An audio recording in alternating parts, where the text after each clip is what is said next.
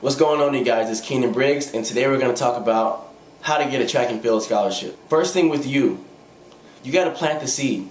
The earlier the better. If you're a 7th grade, 8th grader, just start planting the seed about going to college, going to compete at the college level. If you're a junior or senior, it's still possible, but there are different courses you have to take. Because if you have aspirations of competing in college, go to a college track and field meet.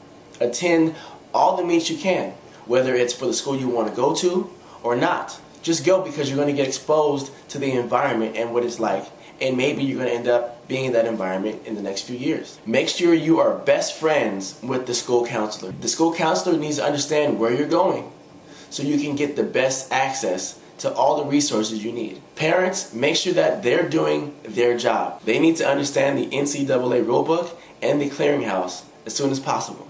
Social media.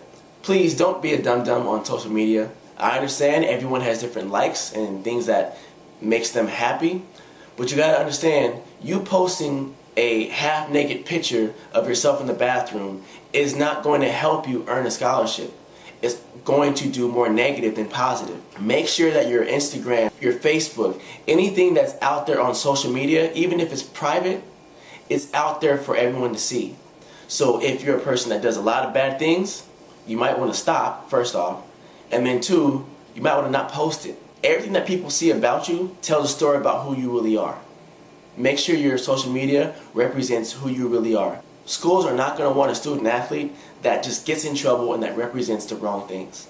As coaches, we talk, and we'll get a phone call from a university, and the coach will ask us, how is so-and-so? Is he or she a good athlete? Do they train hard? Are they respectful? We have to give them our honest answer. Because if we don't, and we fabricate the information, they end up going to their school, and they're just this horrible athlete, then that's going to mess it up for everyone else that wants to come, because now that university doesn't believe the coach that they talked to earlier. So make sure you are followable, okay? And make sure that people understand and respect who you are, and that will be pushed on to the next level. You have to physically go out and contact the coaches. Every website has a recruit questionnaire form. Fill it out. The coaches may or may not get back to you. Depending on your grade, the coaches cannot even respond to you at all. So just know that when you send these emails, coaches get it. Just make sure that you are just proactive with saying, hey, you know what, my name is so-and-so, I do these events, here are my marks, I'm working on getting better, I eventually want to go to your school. They receive that and they will follow you. They'll put you in their database. Now, they may not respond to you because you are too young, or it's not within the window of them to respond to you, but when they have that time to respond to you, they most likely will, as long as you have the requirements that are set.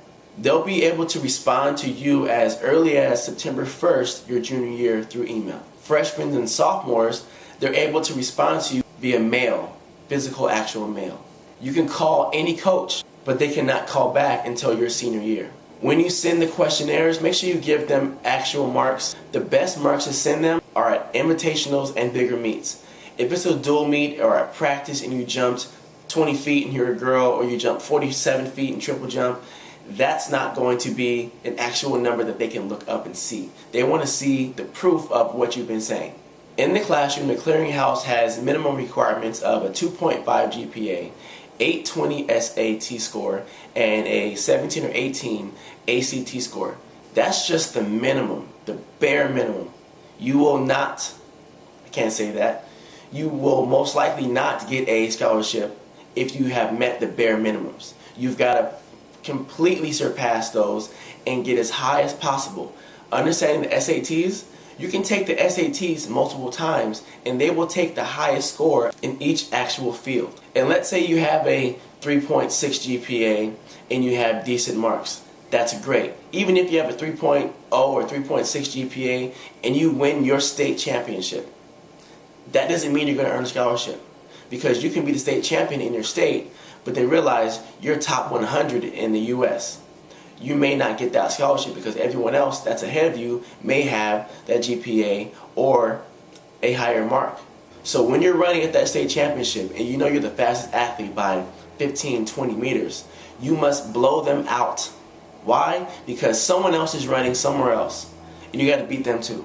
With all that said, it is a challenge. You got to work hard in the classroom. You got to work hard on the track. You got to work hard as a person to become the person you want to become.